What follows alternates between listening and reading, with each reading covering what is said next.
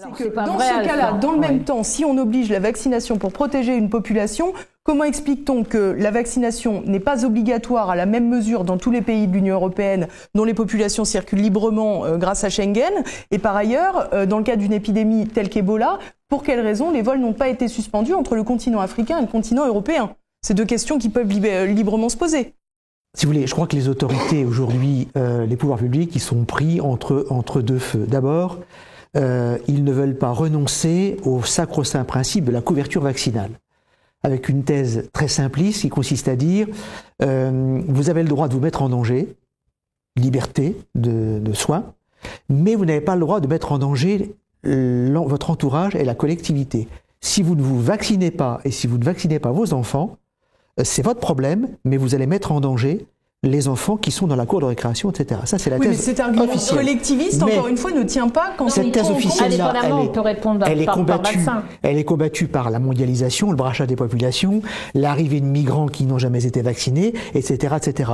Mais malgré tout, on se cramponne à cette thèse-là. Et cette thèse-là, on n'est pas prêt, effectivement, de l'abandonner. On ne l'abandonnera d'ailleurs jamais, parce que si on abandonne cela, ça veut dire que tout le système s'écroule. Et le système pyramidal s'écroule, il n'est pas franco-français, le système pyramidal s'écroule. C'est des vaccinations. Il faut comprendre que le système aujourd'hui de vaccination, il est mondialisé et il est télécommandé à partir des États-Unis. Et pour une raison fiscale. C'est grave ce que je dis là, c'est une raison fiscale.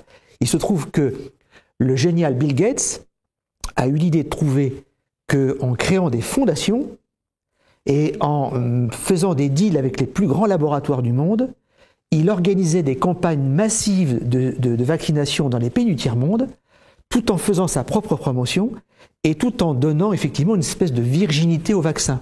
Ce qui fait que les labos engrangent des milliards. Oui, une vocation humanitaire, grâce tout simplement. aux ventes de Bill Gates. Oui. Bill Gates défiscalise à outrance et paie 2 fois moins d'impôts. Et on colle à des milliards de gosses, au Pakistan, en Inde, au Bangladesh, que sais-je encore, des vaccins outrance. Imaginez un instant que des pays comme la France disent, attendez, le vaccin, tout ça c'est un peu de la foutaise, on est désolé, on va reculer. Et ça va être une révolution.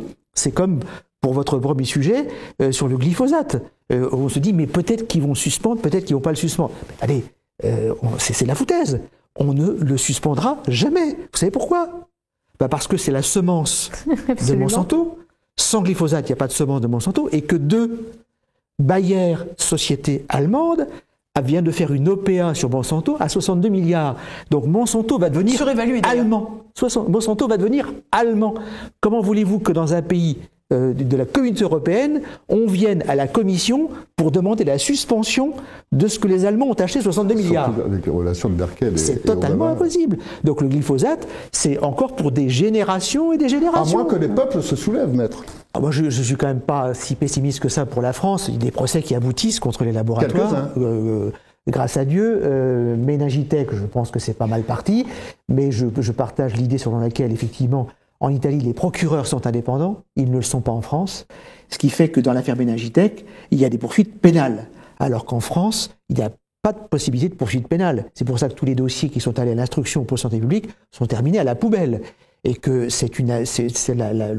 le pôle santé publique à Paris est une machine, une lessiveuse à faire disparaître les dossiers. C'est véritablement scandaleux. Voilà, effectivement, on n'a pas une justice libre. La voie pénale pour les affaires de santé publique est une voie sans issue en France, alors qu'effectivement, c'est une possibilité sérieuse en Italie. C'est vrai.